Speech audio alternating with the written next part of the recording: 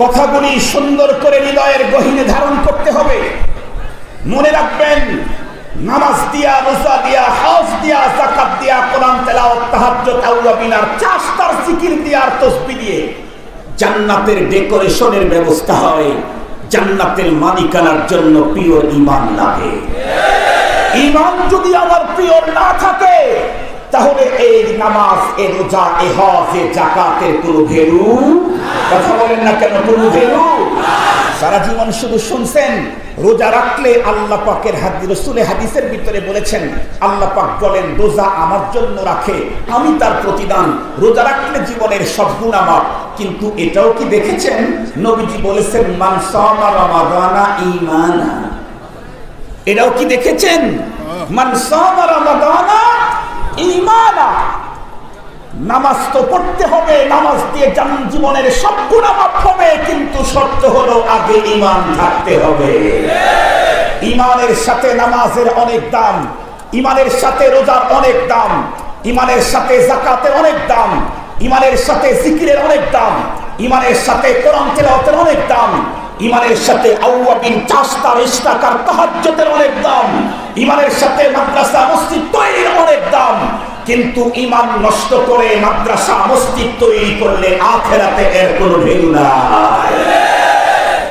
আমার দেশে অনেক মানুষকে দেখা যায়, তারা কি করে, হাতের ভিতরে সাবহা আছে, তওবা বরলাদ সাবহা বরকাফ দিল পুরাজ শৌকে গুনাহ, তওবা বরলাদ সাবহা বরকাফ দিল পুরাজ শৌকে গুনাহ, মাসিয়ত রাখন্দামি আয়াত জে ইস্তিগফার মা, মাসিয়ত রাখন্দামি আয়াত জে ইস্তিগফার মা।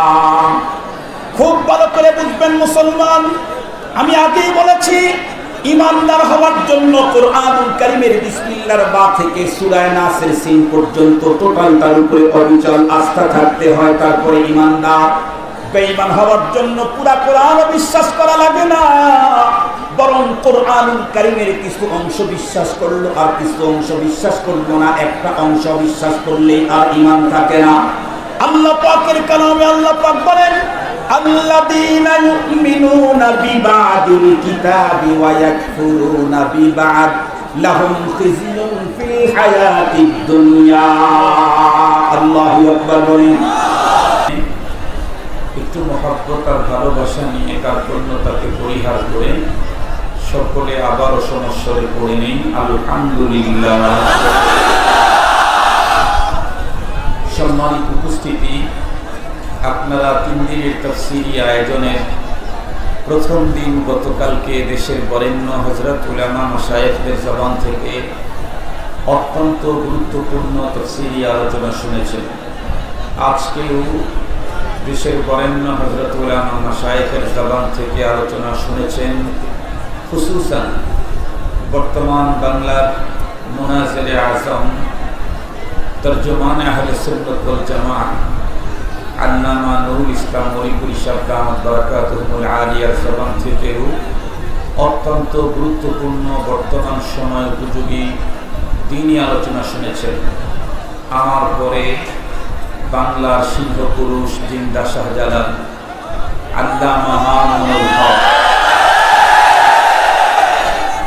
দোয়া করতে থাকেন, আল্লাহ পাক হাজির করে দিতে পারেন, বলেন ইনশাআল্লাহ। মুহতারাম নাযিরিন, আমার ভাই উনি আপনাদের মাহফিল পর্যন্ত আসার আগ পর্যন্ত দুই বড় মানুষের মাঝখানে, দুইজন বড় মানুষের মাঝখানে আমার অবস্থানটা কেমন, আরবিতে লানা লিখতে যেমন, আরবিতে লানা লিখতে দেখছেন কেমন দেখায়, ডান পাশের লাম অনেক বড়, বাম পাশের আলিফও অনেক বড়, সেম সেম, মাঝখানকার নুনটা শুধু একটা নোকতা। আমার আগে আল্লামা ওলিপুরি দামাত বারাকাতুহুল আলিয়া অনেক বড়, আমার পরে আল্লামা মামুনুল হক অনেক বড়, মাঝখানে আমি শুধু একটা নোকতা। যেহেতু ছোট মানুষ, এই জন্য ছোট ছোট কয়েকটা কথা বলবো ইনশাআল্লাহ। আশা করি আল্লাহ পাক তৌফিক দিলেন দিনই কথাগুলো শুনলে আমার আপনার কিছু না কিছু ফায়দা হবে ইনশাআল্লাহ। আমি আজকে যদিও এখানে একটা বিষয়বস্তু লেখা আছে, আমি এখানে আসার পরে এখন দেখলাম, কিন্তু আমি আগের থেকে মাথার মধ্যে একটা সাবজেক্টের উপরে আলোচনা করার লোভ নিয়ে এসেছি। আর এই লোভটা আমার আজ থেকে আরো অনেক আগ থেকে আমার এই লোভ মাথার মধ্যে। কারণ হলো আমরা লক্ষ্য করে দেখতেছি বাংলাদেশ সহ তাম পৃথিবীতে বৈশ্বিক মহামারী করোনার আক্রমণ, আমার যতটুকু ধারণা তা থেকে করোনার আক্রমণে বাংলাদেশে যেই পরিমাণে মানুষের প্রাণহানি ঘটেছে, আপনারা কি কথা শুনবেন? তাহলে আপনাদের আওয়াজ বন্ধ করতে পারবেন? খুব ভালো করে বুঝবেন, আমার জানা মতে করোনা ভাইরাসের কারণে বাংলাদেশে যে পরিমাণে মানুষের প্রাণহানি ঘটেছে তার চাইতে অধিক পরিমাণে মানুষের ঈমান হানি ঘটেছে। করোনার সেই তুফানে মানুষের ঈমান তো নষ্ট হয়েছে অনেকেরই, আল্লাহ পাক সবাইকে আবার পরিপূর্ণ ঈমান আনায়নে তৌফিক দান করুন। এই তুফানটা যেতে না যেতেই আরো একটা তুফান আমাদের দেশে শুরু হয়েছিল, ভাস্কর্যের তুফান। এই তুফানেও আমাদের দেশে অনেক মানুষের ঈমান হানি ঘটেছে, খুব ভালো করে বুঝবেন। আর একজন মানুষের জীবনে সবচেয়ে গুরুত্বপূর্ণ জিনিসটার নামই হচ্ছে ঈমান। সবচেয়ে গুরুত্বপূর্ণ জিনিস। ঈমানহীন মানুষ আর ইতর প্রাণীর মধ্যে কোনো পার্থক্য নেই, বরং ঈমানহীন মানুষটা ইতর প্রাণীর চাইতে আরো নিম্ন মানুষ। এ কারণে আমার তো দিলে চায় আমার এই আলোচনাটা বাংলাদেশের প্রতিটি তাওহীদবাদী মানুষের কানে কানে গিয়ে পৌঁছিয়ে দিয়েছে। এই জাতীয় কিছু জরুরি দিনী আলোচনা আপনাদের খেদমতে ঈমান সংক্রান্ত পেশ করব। আলোচনাটা সুন্দর করে বুঝতে চাইলে প্রথম নাম্বার লাগবে হলো একাগ্রতা, লাগবে গভীর মনোনিবেশ। আপনারা কথা বলতেই থাকবেন, এদিক ওদিক চাওয়াচাওয়ি করতে থাকবেন, তাহলে আমি কেন, আমার চাইতে আরো বড় কোনো, তার চাইতে বড় কোনো কেউ যদি আলোচনা করতে থাকে, প্রথমত সে আলোচনা করতেই পারবে না, দ্বিতীয় হলো সেই আলোচনার দ্বারাই আপনারা মুস্তাফাদ হতে পারবেন না। এই জন্য আমি লাস্টবারের মতো আপনাদেরকে ওয়ার্নিং দিচ্ছি, একটা আওয়াজ যেন না হয়, একটা আওয়াজ যেন না হয়। আপনাদের এই মাহফিল বাংলাদেশের সবচেয়ে বড় মাহফিল, এর চাইতে আরো অনেক বড় বড় মাহফিলে আল্লাহ তাআলা আমাদেরকে বয়ান করান। এই জাতীয় আওয়াজ শুনি না। আপনারা যে আওয়াজ করতেছেন, শায়েস্তাগঞ্জে এই ডিস্ট্রিক্টে আমার প্রথম আজকে আসা, প্রথম, যদিও আপনাদের শায়েস্তাগঞ্জকে পার হয়ে আরো দূরে গিয়েছি, কিন্তু শায়েস্তাগঞ্জে সম্ভবত আমার আজকেই প্রথম প্রোগ্রাম। আজকে আপনাদের আখলাক, আপনাদের আচরণ, এটা আমার অন্তরে আজীবনের জন্য অঙ্কিত হয়ে থাকবে, আজীবনের জন্য। এই জন্য যেমনটি দেখাবেন তেমনটি পাবেন।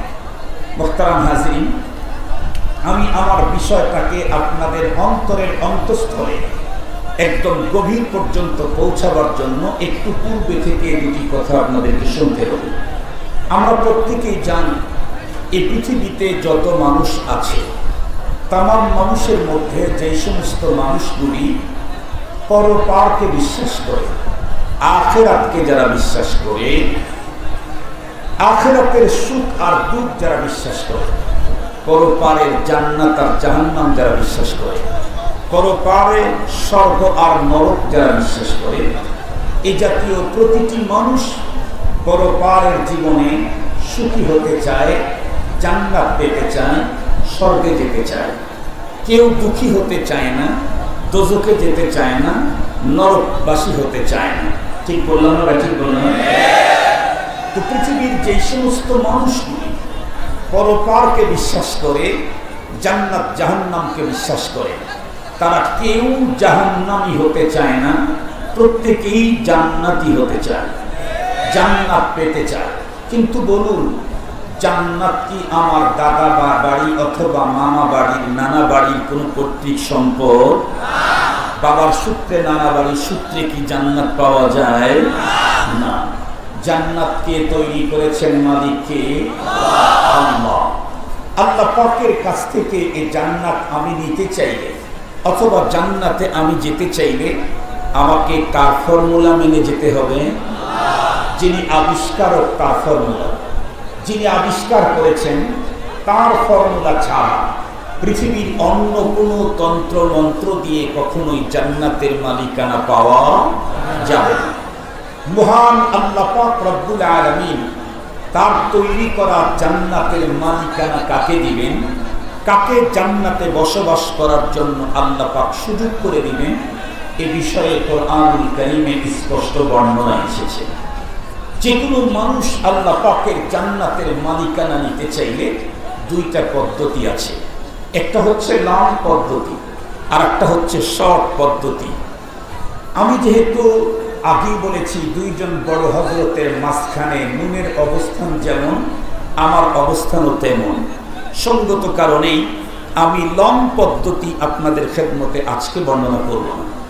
আজকে আল্লাহ পাকের জান্নাতের মালিকানা নিতে চাইলে শর্ট পদ্ধতিটা আপনাদের খেদমতে পেশ করতে চাই। আমাদের দেশের মানুষ সব বিষয়ে শর্ট চয়েস করে, ঠিক বললাম না? ঠিক বললাম।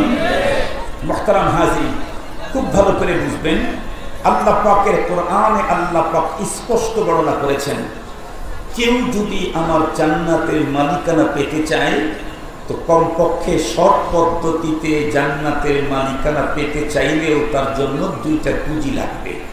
আল্লাহ পাকের কোরআনে আল্লাহ তাআলা বলেন, ইন্নাল্লাযীনা আমানু ওয়া আমিলুস সালিহাত কানাত লাহুম জান্নাতুল ফিরদাউস। আল্লাহ পাক বলেন, নিঃসন্দেহে যে সমস্ত মানুষেরা ঈমান আনলো, নেক আমল করলো, তাদের জন্য হবে জান্নাতুল ফিরদাউস।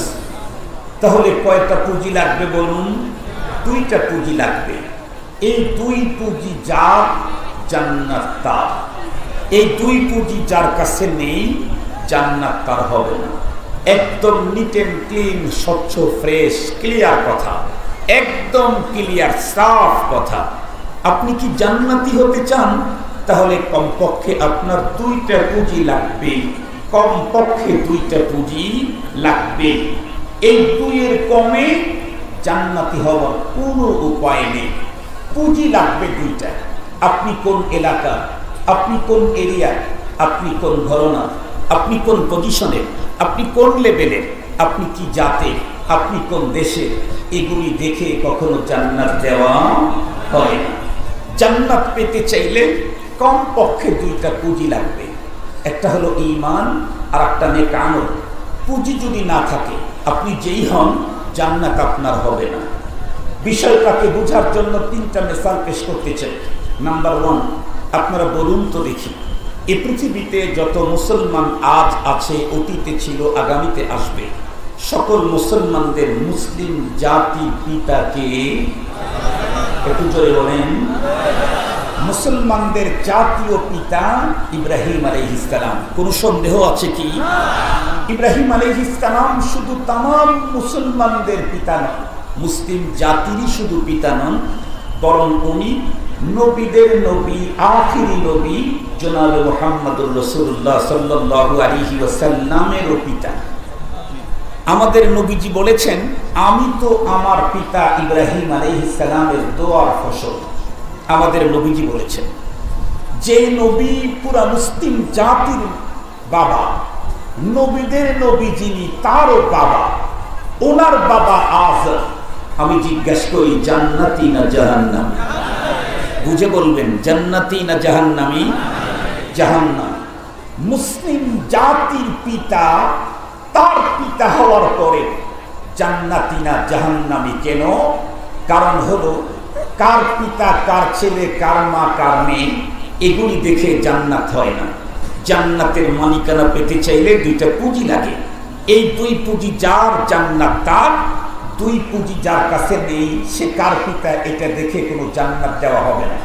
ইব্রাহিম আলাইহিস সালাম মুসলিম জাতির পিতা, এমনকি মহানবী আখির জামানার নবী, নবীদের নবী মুহাম্মদুর রাসূল সাল্লাল্লাহু আলাইহি ওয়াসাল্লামের পিতা, কিন্তু তার পিতা জাহান্নামী। কারণ তার কাছে ওই দুই পুঁজি, কার পিতা আর কার ছেলে, এগুলি দিয়ে জান্নাত হবে না।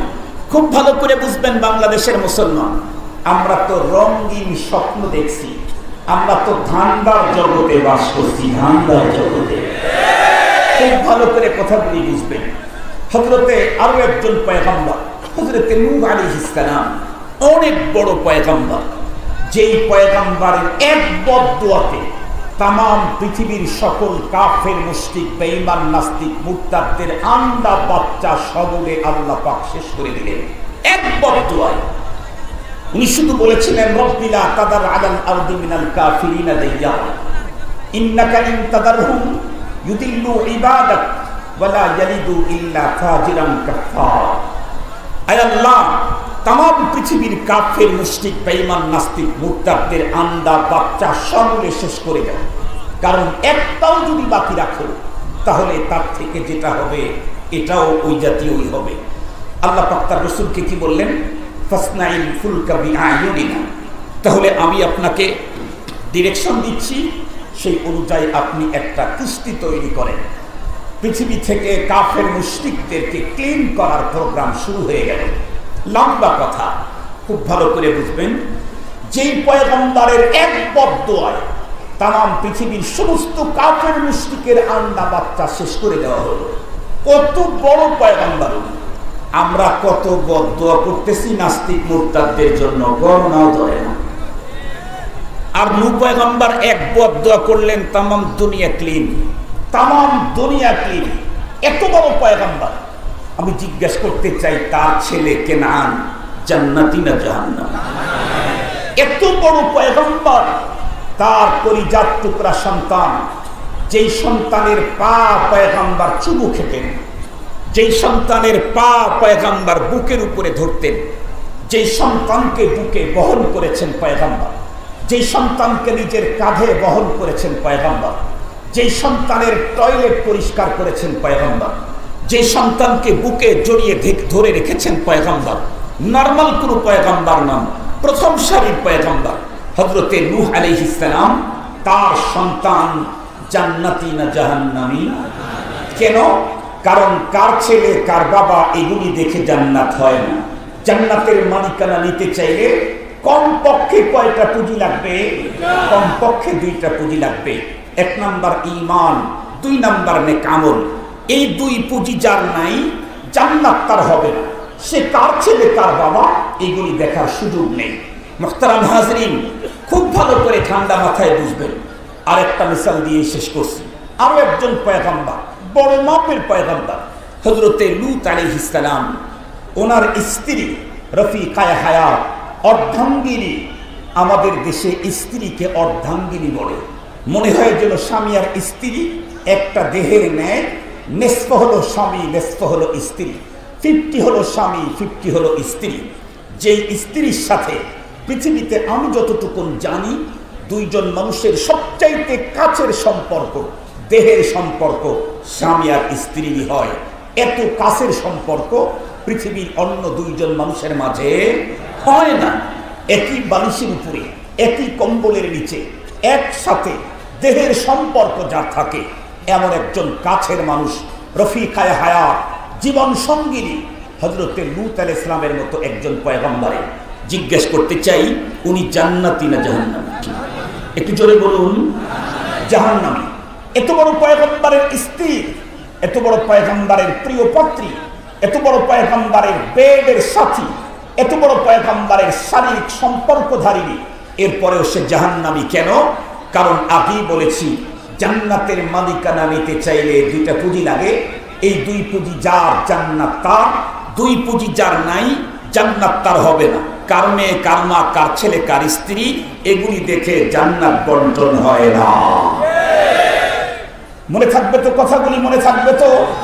তো আমি কোন ফ্যামিলির কোন পরিবারের, আমার বাবা কি করেছে, আমার দাদা কি করে, এগুলি দেখে কাজ হবে না। আমাদের রাসূল সাল্লাল্লাহু আলাইহি ওয়াসাল্লামও তার কলিজার টুকরা হযরতে ফাতিমা রাদিয়াল্লাহু তাআলা আনহাকে বলেছেন, ইয়া ফাতিমা আনকিদি নাফসাকি মিনান নার, ফাতিমা তুমি তোমাকে জাহান্নামের আগুন থেকে বাঁচাও, তুমি তোমাকে বাঁচাও। আমার দিকে লক্ষ্য করে কাজ হবে না। মনে রাখবেন, অনেকেই মনে করে ফ্যামিলিতে তো একজন হাফেজে কোরআন আছে। হুজুররা তো বলেছেন হাফেজে কোরআন 10 জন জাহান্নামের উপযুক্ত মানুষদেরকে সুপারিশ করে জান্নাতে নিতে পারবে। আপনি কচু বুঝেছেন, কচু, আপনি কচু বুঝেছেন। মনে রাখবেন একটা কথা, হাফেজে কোরআন বলেন, আলেম বলেন, পীর বলেন, গাউস বলেন, কুতুব বলেন, এমনকি নবী রাসূল বলেন, কেউ পরপারে কোনো বেঈমানের জন্য সুপারিশ করার অধিকার নাই। কোন বেঈমানের জন্য সুপারিশ করার অধিকার কারো নাই। ঈমানদার উসাতুল মুমিনিন যারা, ঈমান আছে বা অপরাধী, ঈমান আছে কিন্তু সে কি অপরাধী। অপরাধী ঈমানদারদের জন্য সুপারিশের দরজা খোলা আছে, বেঈমানের জন্য সুপারিশের কোনো অধিকার কারো নাই। আল্লাহর কোরআন বলেছেন, লা নুকিমু লাহু ইয়াউমাল কিয়ামাতি ওয়াজনা। মুহতারাম হাজরিন, ঈমান নিয়ে কবরে যেতে হবে। এরপরে কোনো অপরাধের কারণে জাহান্নামের অর্ডার হলে তখন হাফেজে কোরআন আমাকে সুপারিশ করতে পারবে, তখন কোনো পীর আমাকে সুপারিশ করতে পারবে, তখন নবী আর রাসূল আমাকে সুপারিশ করতে পারবে। যে ঈমান নিয়েই কবরে যায় নাই, তার জন্য কোনো নবীর সুপারিশ করার অধিকারও কথা বলেন না কেন নেই। এই জন্য আগে দেখতে হবে আমার ঈমান আছে কিনা। সুপারিশ চান, আগে দেখেন ঈমান আছে কিনা।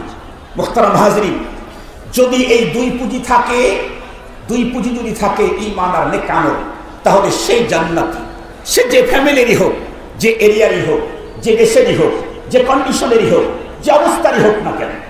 জ্বলন্ত প্রমাণ খুব ভালো করে বুঝবেন, স্পষ্ট প্রমাণ হলো, আপনারা জানেন আমাদের নবী আলাইহিস সালামকে আল্লাহ পাক রব্বুল আলামিন এমন একটা সফর করাইছেন, যেই সফরটা পৃথিবীর কোনো নবী রাসূলকে করান নাই। সেই সফরের নাম একটু জোরে বলেন, আবার বলেন। মেরাজ নবীর সশরীরে হয়েছে না ঘুমন্ত অবস্থায়? জাগ্রত অবস্থায়, স্বপ্নযোগে না তো? স্বপ্নযোগেও হয়েছে অনেকবার, সশরীরেও হয়েছে একবার। নবী আলাইহিস সালামকে আল্লাহ পাক তার আরশে নিয়ে গেছেন। কত কাছে নিয়েছেন? আল্লাহ পাকের কোরআনে আল্লাহই বলেছেন, ফাদানা ফাতাদাল্লা ফাকানা কাবা কাউসাইনি আও আদনা। মুহতারাম হাজরিন, আল্লাহ পাক তার হাবিবকে ডেকে বললেন, ওগো দোস্ত, আমি আপনাকে আমন্ত্রণ করেছি, টাইম খুব শর্ট, এরপরেও আমি আপনাকে আমার দুইটা প্রজেক্ট দেখাইতে চাই।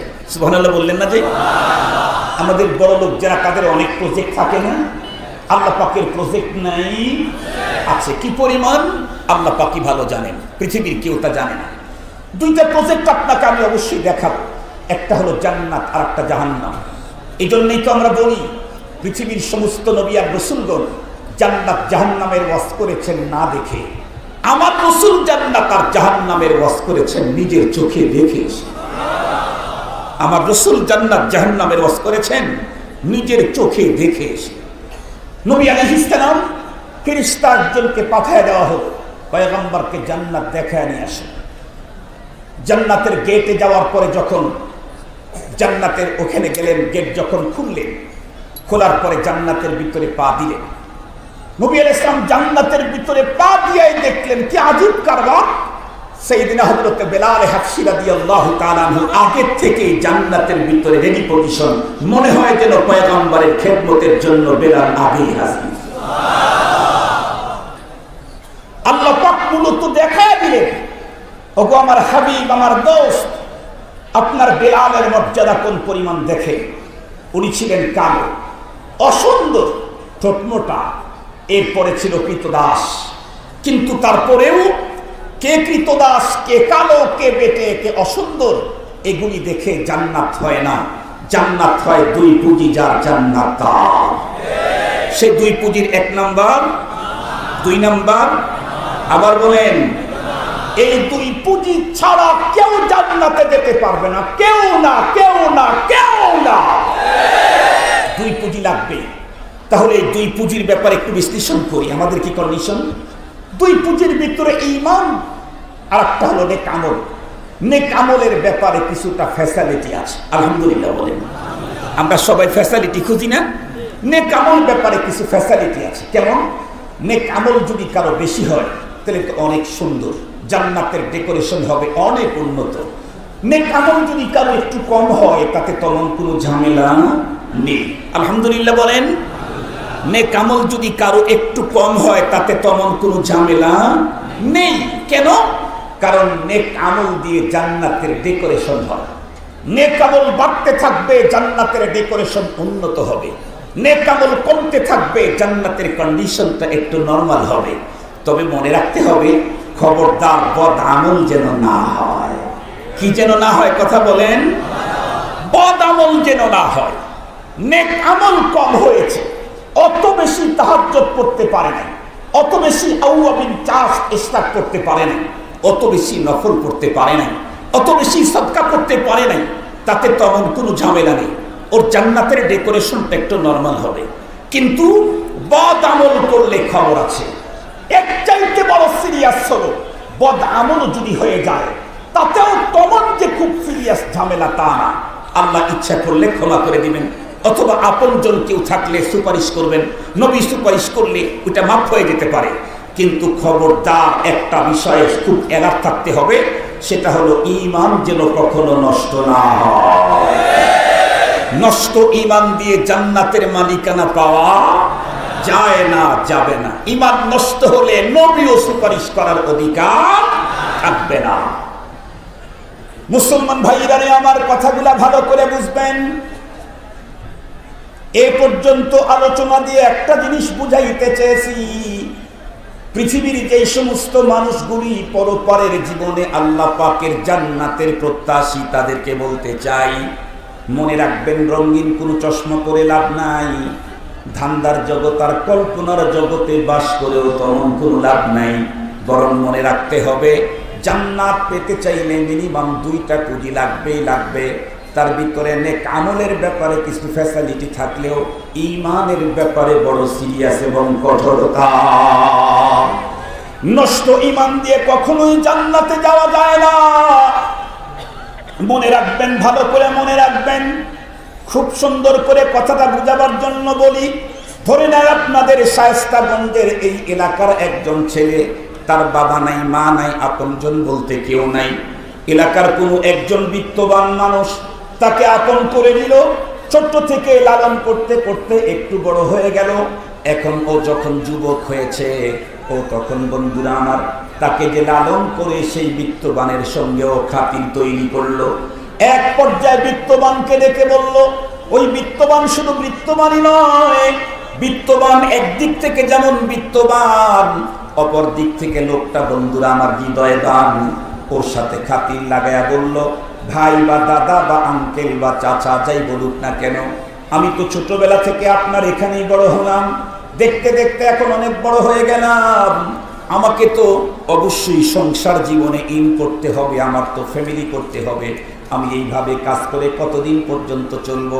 আপনি যদি একটু অনুগ্রহ করে আমাকে এখান থেকে পাঠিয়ে দিতেন জাপানে, যত টাকা ব্যয় হবে আমি জাপানে গিয়ে চাকরি করে সর্বপ্রথম আপনার টাকাগুলি আমি আপনাকে পরিশোধ করব। এরপরে আল্লাহ পাক যদি আমাকে কোনো সম্পদ দেয়, সেগুলি দিয়ে আমি আমার পরবর্তী লাইফ স্টাইলটাকে সাজায় নেব। এই জাতীয় কথাতে আমি আগেই বলেছি, এলাকার শুধু বিত্তবান না হৃদয়বান ব্যক্তি।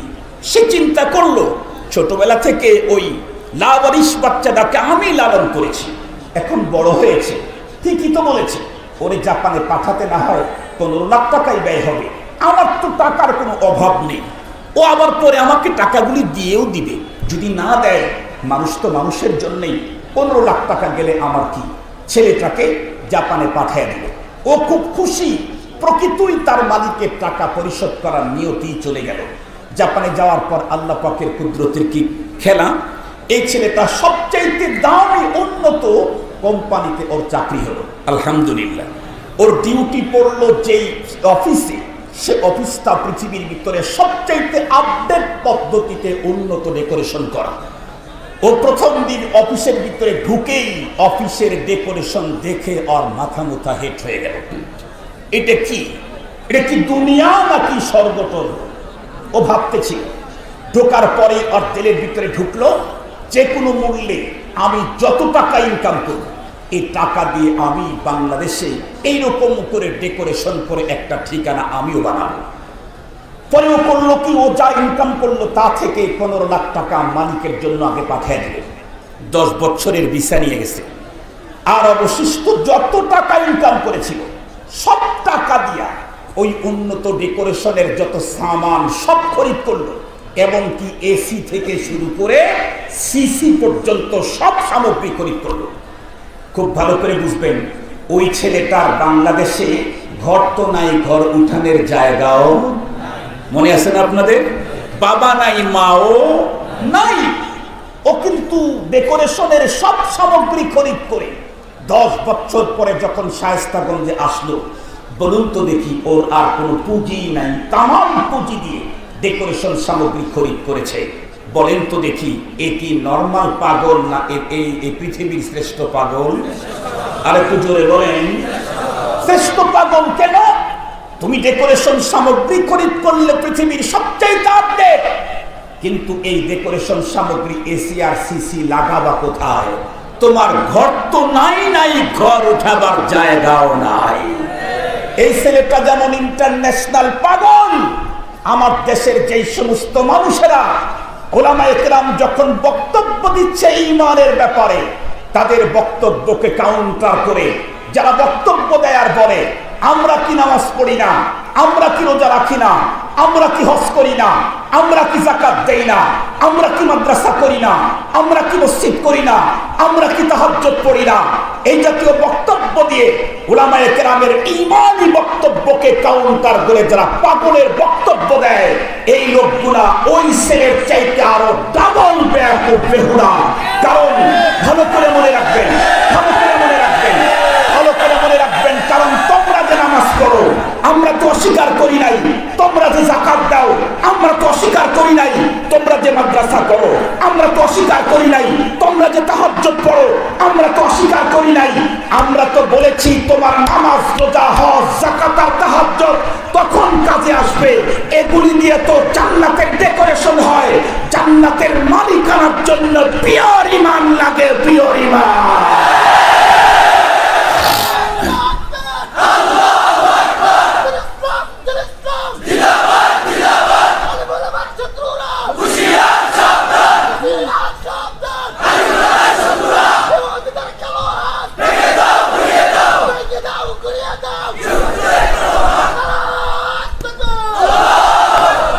কথাগুলি সুন্দর করে হৃদয়ের গহীনে ধারণ করতে হবে। মনে রাখবেন, নামাজ দিয়া, রোজা দিয়া, হজ দিয়া, যাকাত দিয়া, কোরআন তেলাওয়াত, তাহাজ্জুদ, আউয়াবিনার চাষতার জিকির দিয়া আর তাসবিহ দিয়ে জান্নাতের ডেকোরেশনের ব্যবস্থা হয়। জান্নাতের মালিকানার জন্য পিওর ঈমান লাগে।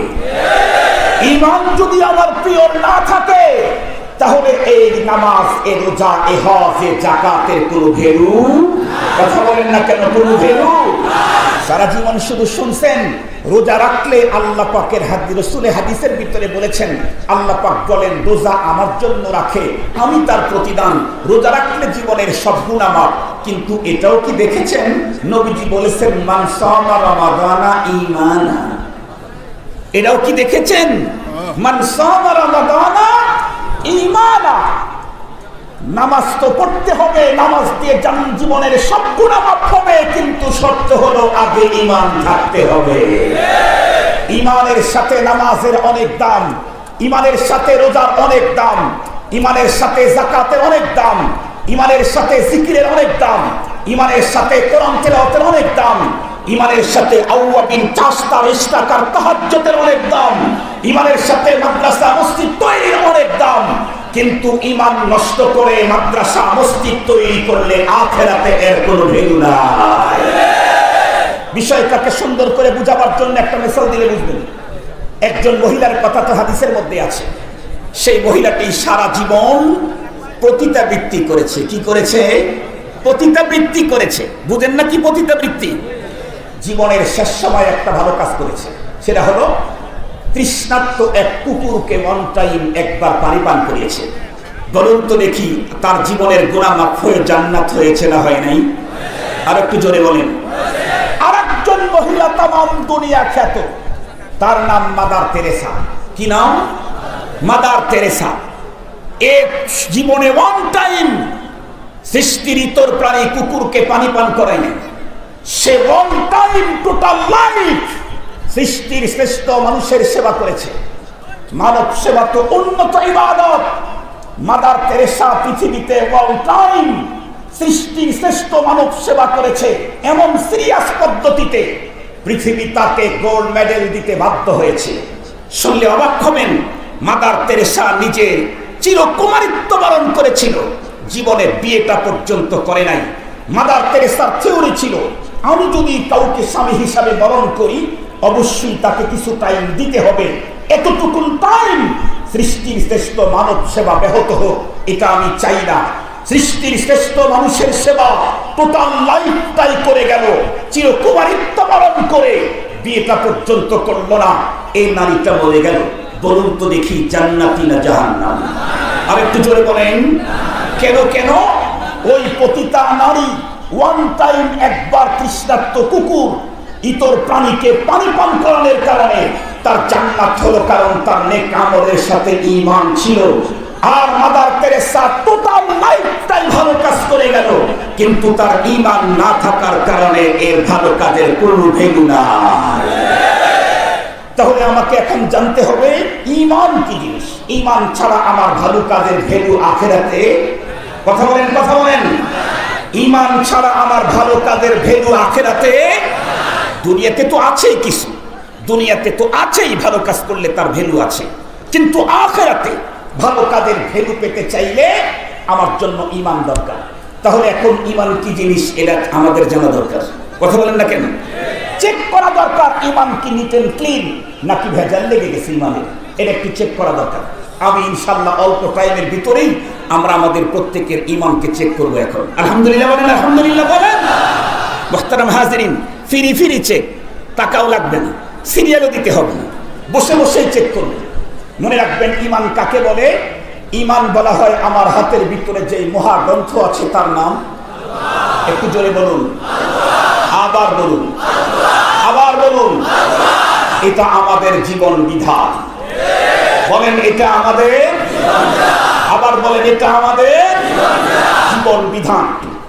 ঈমান বলা হয় কোরআনুল কারীমের বিসমিল্লাহর বা থেকে সূরা নাসের মিনাল জিন্নাতি ওয়ান নাসের শেষের সিন টোটালটার উপরে পরিপূর্ণ বিশ্বাস আর অবিচল আস্থা স্থাপন করার নাম হলো ঈমান। আবারও বলছি, ঈমান কাকে বলে? কোরআনুল কারীমের বিসমিল্লাহর বা থেকে সূরা নাসের সিন পর্যন্ত টোটালটার উপরে পরিপূর্ণ বিশ্বাস অবিচল আস্থা স্থাপন করার নাম হলো ঈমান। মনে রাখবেন, পুরাটার উপরে বিশ্বাস স্থাপন করলে তো ঈমান হয়, তো ঈমান ভেঙে যায় কখন, এটা জানা দরকার আছে না নাই? আমরা যে ওযু করি, একবার ওযু করার পরে কিয়ামত পর্যন্ত আর ওযু ভাঙে না। কখন ভাঙে? 2 ঘন্টা পরে না 3 ঘন্টা পরে, কথা বলেন না কেন? না, ওযু ভাঙার কারণ যখন পাওয়া যাবে তখনই ওযু ভাঙবে। যদি ওযু ভাঙার কারণটা ওযু চলা অবস্থায় পাওয়া যায়, চলা অবস্থাতে ওযু ভেঙে যাবে। আর যদি ওযু ভাঙার কারণ 40 বছর পরে পাওয়া যায়, তাহলে 40 বছর পরে ভাঙবে। এখন একজন মানুষ ওযু করেছে, কিন্তু সে পবিত্র না অপবিত্র এটা গ্যারান্টি দিতে পারবে কখন? ওযু ভাঙার কারণ ওর জানা থাকবে যখন। যে লোকের ওযু ভঙ্গের কারণ জানা নাই, ওই লোকের তাহারতের কোনো গ্যারান্টি নাই। নামাজ আল্লাহু আকবার বলে তাকবীরে তাহরিমা বাদলাম, এই নামাজ তো আর জীবনে ভাঙবে না, না ভাঙবে, কথা বলেন না কেন? তাহলে একজন মুসল্লি তার নামাজ হচ্ছে কিনা এ ব্যাপারে গ্যারান্টি দিতে পারবে কখন? নামাজ ভঙ্গের কারণ জানা থাকবে যখন। যে নামাজ ভঙ্গের কারণই জানে না, ওর নামাজের শুদ্ধতার কোনো গ্যারান্টি নাই। এই জন্য ওযু করা ফরজ, ওযু ভঙ্গের কারণ জানাও ফরজ। নামাজ পড়া ফরজ, নামাজ ভঙ্গের কারণ জানাও ফরজ। আমি এই বিসমিল্লাহর বা থেকে কোরআনে পাকের সূরা নাসের সিন পর্যন্ত টোটাল তার উপরে আমি পরিপূর্ণ বিশ্বাস স্থাপন করলাম, ঈমান হলো। কিন্তু এই ঈমান কখনো ভঙ্গ হতে পারে কিনা? তাহলে ঈমান ভঙ্গের কারণ জানা দরকার আছে না নাই? একটু জোরে বলেন না। নামাজ ভঙ্গের কারণ জানা যেই পরিমাণে ফরজ, তার চাইতে গুরুত্বপূর্ণ ফরজ হলো ঈমান ভঙ্গের কারণ জানা। যে ব্যক্তি ঈমান ভঙ্গের কারণ জানে না, ওর ঈমানের কোনো গ্যারান্টি নেই, ওর ঈমানের কোনো কি নেই, গ্যারান্টি নেই। তাহলে এখন ঈমান ভঙ্গের কারণ আমি কমপক্ষে একটা আপনাদেরকে বলে দিয়ে যাই। মুহতারাম হাজিরিন, ঈমান ভঙ্গের কারণটা বোঝার জন্য আগে একটা মাসলা বুঝতে হবে। এই মাসলা আপনাদের সবার জানা। আমরা এখানে যারা আছি সবাই নামাজি না? জিটা আসতে হবে। আরে জোরে বলেন জি। আলহামদুলিল্লাহ আমরা নামাজি। তাও আলহামদুলিল্লাহ আসতে বলে আমি বুঝেছি, কারণ সবাই তো নিয়মিত নামাজি না।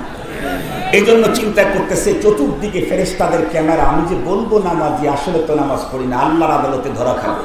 আরে ভাই, আপনাদেরকে বাঁচাবার জন্য আমি কায়দা করেই বলেছি। আমি বলি নাই যে নিয়মিত নামাজ, এই কথা বলিনি, বলছি নামাজ। আমরা সবাই নামাজি। কেউ হয়তো প্রতিদিন 5 ওয়াক্ত পড়ি, কেউ 7 দিনে 1 ওয়াক্ত পড়ি। পড়ি তো, কথা বলেন না, কেউ পড়ি তো। কেউ হয়তো রুকু সেজদাওয়ালা নামাজ পড়ি, কেউ রুকু সেজদা ছাড়া নামাজ পড়ি। পড়েন না আপনারা? রুকু সেজদা ছাড়া নামাজ পড়েন না?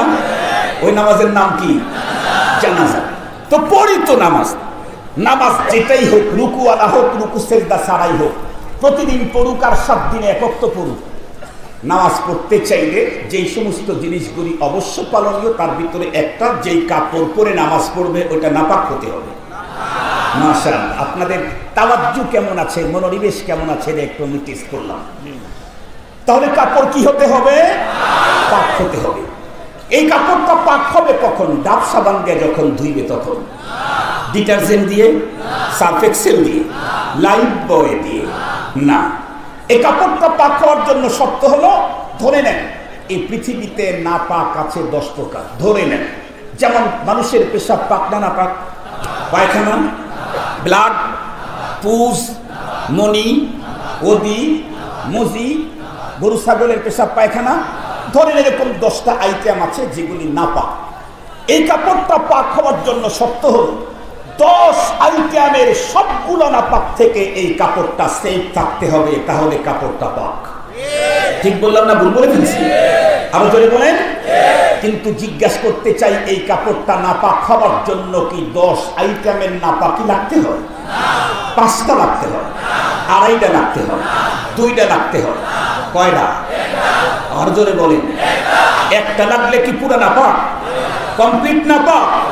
মুসলমান মনে রাখবেন, এই কাপড়টা পাক পবিত্র পাক হওয়ার জন্য 10 আইটেমের নাপাকের সবগুলা থেকে সেফ থাকলে তারপরে কাপড়টা পাক। কিন্তু নাপাক হওয়ার জন্য 10 আইটেম লাগে না, 5 আইটেমও লাগতে হয় না, 2.5টাও লাগতে হয় না, একটা লাগলেই কাপড় পুরো নাপাক।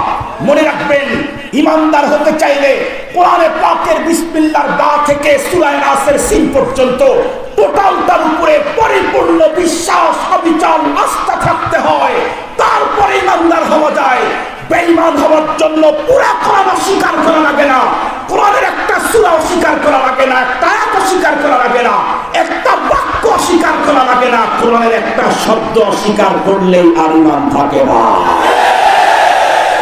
কোরআনের একটা শব্দ অস্বীকার করলে, কোরআনের একটা শব্দ অস্বীকার করলে কি নরমাল বেঈমান না পুরাটাই বেঈমান? আর একটু জোরে বলেন, নরমাল বেঈমান না পুরাটাই বেঈমান?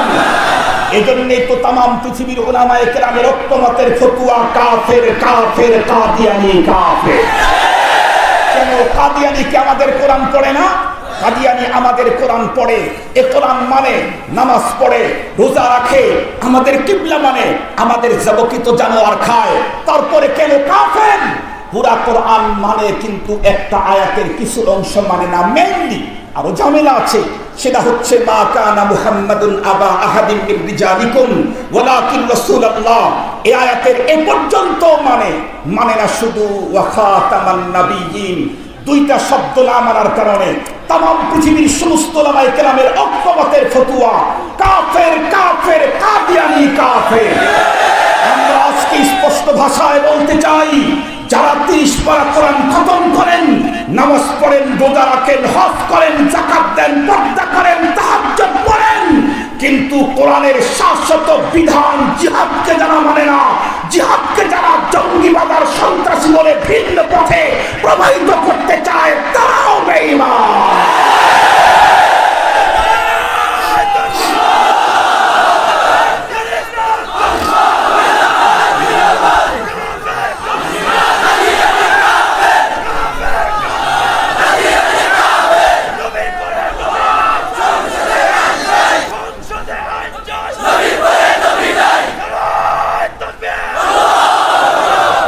এই স্লোগানটা একটু ইসলাহ করে দেওয়া দরকার, এই স্লোগানটাকে একটু শুদ্ধ করে দেওয়া দরকার। আমাদের এখনকার স্লোগান ছিল নবীর পরে নবী নাই, আমরা বলেছি সংসদে আইন চাই। এখানে একটু একটা শব্দ বাড়াতে হবে, কারণ আমাদের দেশে আবার অনেক বড় বড় মুরগি সাহিত্যিক আছে, চেনেন নাকি দুই একজন? ওরা যেহেতু সাহিত্যিকতা ওদের চরম জানা, এজন্য যে কোনো মুহূর্তেই কোনো পেশ লাগাইতে পারে। মোহতারাম হাজিরিন ভাই বসেন, একটু কথাটা শুনেন শুনেন শুনেন। আরে ভাই তকবীর কয়টা দিবেন, তাকবীরের হুজুর এখনো আসে নাই। মামুনুল হক সাহেবের চেহারা দেখলেই মানুষের অন্তরের ভিতরে ঈমানি জোয়ার তৈরি হয়। ওয়াজ করা দরকার হয় না, ওই ঈমান ভরা মানুষ তার চেহারা দেখলেই ভিতরে ঈমানের তরঙ্গ তৈরি হয়। এজন্য আমার ভাই আসতেছে ইনশাআল্লাহ। মুহতারাম হাজিরিন, তার আগে কথাগুলি বুঝেন। আমরা যদি স্লোগান দেই নবীর পরে নবী নাই, সংসদে আইন চাই, তাহলে ওই জাতীয় কিছু সাহিত্যিক মুরগি মার্কা ওরা তখন বলবে যে আসলে নবীর পরে নবী নাই এই আইনটা তারা আমাদের সংসদ দিয়ে পাস করতে চাচ্ছে। আসলে কি এই আইন সংসদে নতুন করে পাস করতে হবে না পাস আছে? কোথায় আছে? কোরআনে। কথা বলেন কোথায় আছে? আবার বলেন। আল্লাহ পাক রব্বুল আলামিন ঘোষণা করেছেন, আল-ইয়াউমা আকমালতু লাকুম দীনাকুম ওয়া আতমামতু আলাইকুম নি'মাতি ওয়া রাদিতু লাকুমুল ইসলাম দীনা। এটা হলো বন্ধুরা আমার পয়গম্বরের পরে আর নবী নাই, তার একটা দলিল। আর একটা দলিল, আল্লাহ পাকের রাসূল বলেছেন, মা কানা আল্লাহ পাক বলেন, মা কানা মুহাম্মাদুন আবা আহাদিন মিন রিজালিকুম ওয়ালাকিন রাসূলুল্লাহি ওয়া খাতামান নাবিয়্যিন। মুসলমান ভাই খুব ভালো করে বুঝবেন, নবীর পরে নবী নাই এই আইন তো কোরআনে পাকে 1400-1500 বছর আগেই পাস হয়েছে। এরপরেও 90-92% মুসলমানদের দেশের অ্যাসেম্বলিতেও আমরা পাস চাই। এজন্য আমাদেরকে একটা শব্দ বাড়ায় স্লোগান দিতে হবে, নবীর পরে নবী নাই, সংসদেও আইন চাই।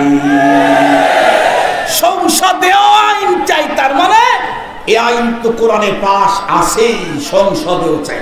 সুবহানাল্লাহ বললেন না? যে এজন্য এখন আমাদের স্লোগান যদি এমন ভাবে দেই, তাইলে ওই সাহিত্যিকরা ভিতর থেকে কোনো কিছু খোঁচা দিতে আর সুযোগ। তাহলে এখন স্লোগান দেন, নবীর পরে নবী নাই, সংসদেও আইন চাই। মনে থাকবে তো ইনশাআল্লাহ? মনে থাকবে তো ইনশাআল্লাহ? যেহেতু ইসলাহ করে দিলাম, তো আরেকটা স্লোগানকে ইসলাহ করে দিচ্ছি ভাই। আরেকটা স্লোগান ইসলাহ, সেটা হলো আমাদের দেশে একটা স্লোগান আছে, সেটা হলো নারায়ে তাকবীর, আল্লাহু আকবার।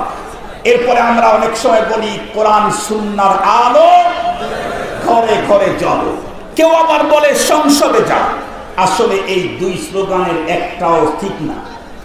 স্লোগান ঠিক হলো, প্রকৃত স্লোগান হতে হবে কোরআন সুন্নাহর আলো দিলে দিলে জ্বলো।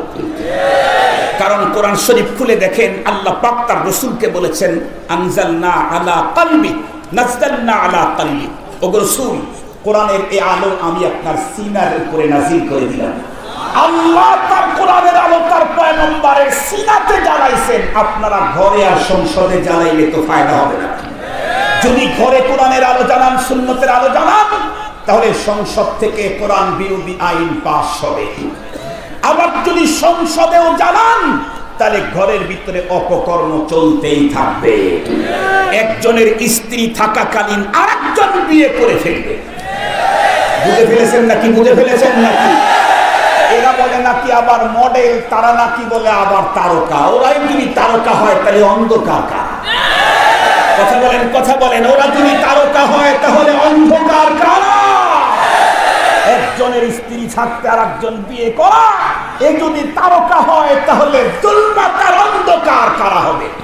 মুহতারাম হাজিরিন, এই জন্য জ্বালাইতে হবে এক জায়গায়। ওখানে জ্বালাইতে পারলে তামাম দুনিয়াতেই জ্বলবে। যদি সিনার ভিতরে কোরআন সুন্নাহর আলো জ্বালাইতে পারেন, এই সিনা নিয়ে সংসদে গেলে কোরআন বিরোধী আইন হবে না। ঘরে থাকতেও একে অন্যের স্ত্রীকে বিয়ে করতে যাবে না। ঠিক বললাম না? ঠিক বললাম না?